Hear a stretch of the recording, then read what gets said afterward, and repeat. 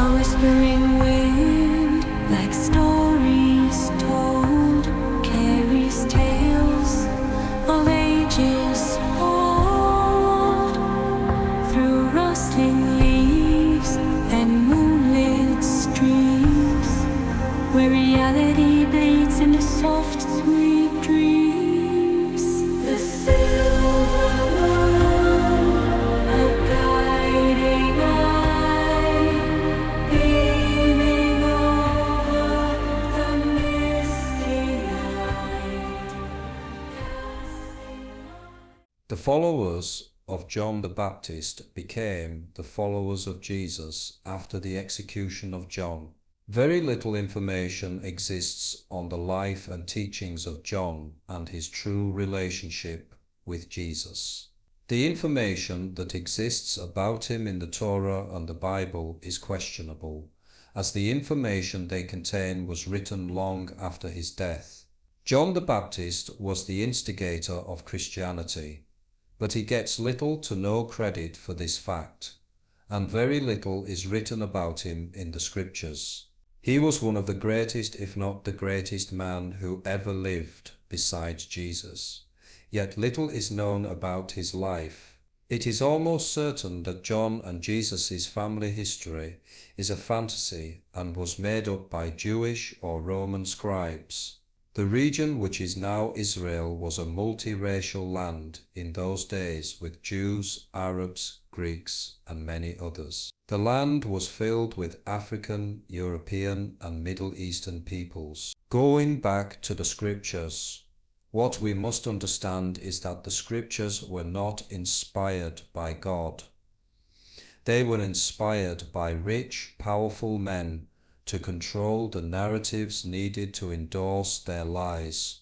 Faiths are a powerful tool that the elite use to control in order to crush any opposition to their authority. I believe it is reasonable to assume that Jesus and John were related, and that both men were teaching the laws of righteousness among all men. The fact that John was teaching groups of people in the wilderness proves his lectures were against the established state. He could not preach what he had to say in the cities, as officials would have arrested him. In those days it was common to be stoned to death for beliefs that went against the establishment. John was allegedly beheaded at Machaerus in Perea by Herod Antipas, but I believe it was more likely to have been at Masada in the Judean desert near the Dead Sea. The reason I say this is that Masada was used by the Jewish priests after the death of King Herod. The high priest Caiaphas would have used the palace at Masada on a regular basis. I am sure John would have known his father had been murdered after his birth. The story of John's condemnation of King Herod Antipas's unlawful marriage to Herodias, Herod's brother's ex-wife, is unlikely, as it assumes John was following Judean law and would care about such matters. John was a teacher in the wilderness to those who were opposed to the Jewish priests because of their tyrannical control, the high priest having as much, if not more, power than a king. It is doubtful that King Herod Antipas would have cared about the people's mutterings. The fact that the high priest played his part in the execution of Jesus shows he had also been part of the death of John the Baptist and his father Zechariah. The civil war that took place between the Jewish authority and non-Jews in 66 CE was, I believe, a war between the early Christians, who were probably known as the Sons of Light, and the Jewish and Roman authorities. Synagogues were attacked and destroyed by the Sons of Light, and the land and Jerusalem fell into their hands. The Romans withdrew because of the scale of the war.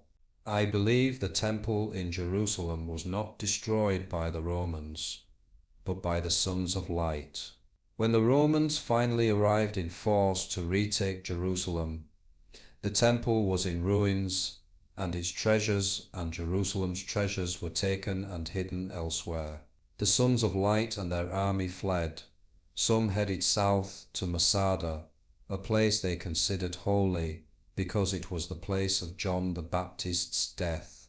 When the Romans finally arrived at Masada and laid it to siege, most of the Sons of Light had escaped, leaving only a handful of people who were too sick or injured to make their escape.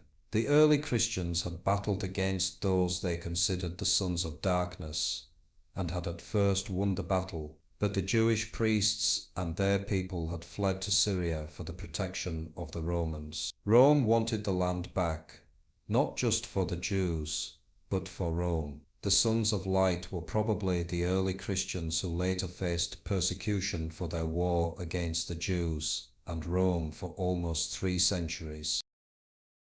Please like and subscribe to receive notifications of our future video uploads. Thank you, and take care.